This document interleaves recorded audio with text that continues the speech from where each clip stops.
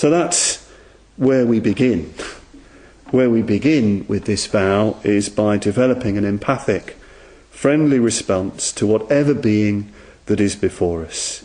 Whatever we encounter, whoever we encounter, there is a friendly, empathic response. So it's talking about a continuity of friendliness, keeping it up all the time.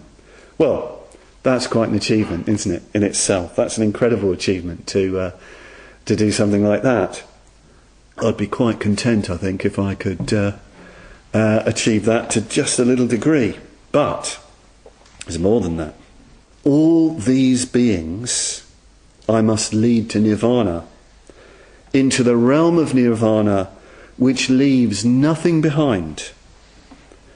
The Bodhisattva knows, he sees, that to love others means to give them what they really need. And what every being needs is to be free of pain and suffering and dissatisfaction. What every being needs is fulfillment, the fulfillment of their deepest longings and aspirations.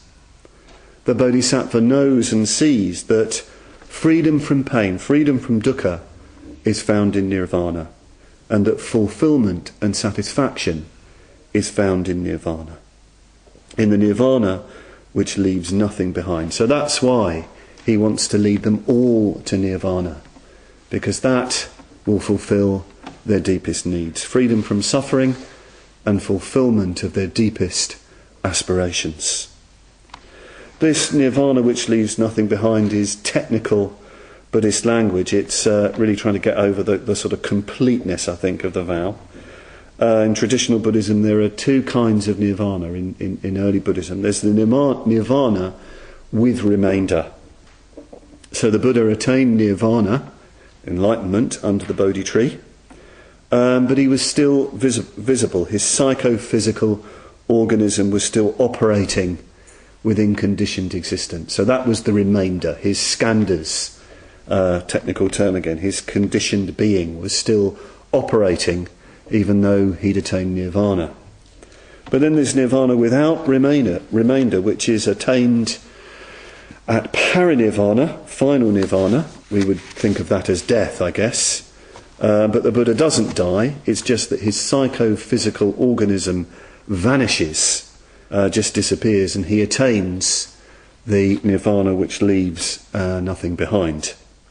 You can't say who or what or where the Buddha is at the time of parinirvana. This is very important. He hasn't just disappeared into a nihilistic vacuum. You cannot say who or what he is. That's the Nirvana without remainder. Unfortunately, it did lead to nihilistic interpretations, and Konza quotes the great Madhyamika authority Chandrakirti, who defines Nirvana without remainder as a city that's been razed to the ground and all the criminal gangs in it have been exterminated. And Sangharakshita thinks that's really, that kind of brutal expression is not really very helpful. You know, that Nirvana sounds like, you know, there's been a kind of atomic holocaust or something like that, where there's just this wiping out. That can be very, very misleading. We have to be very careful when we encounter that sort of language. What's really being got at is inconceivability. So let's leave all that. Don't worry about all that.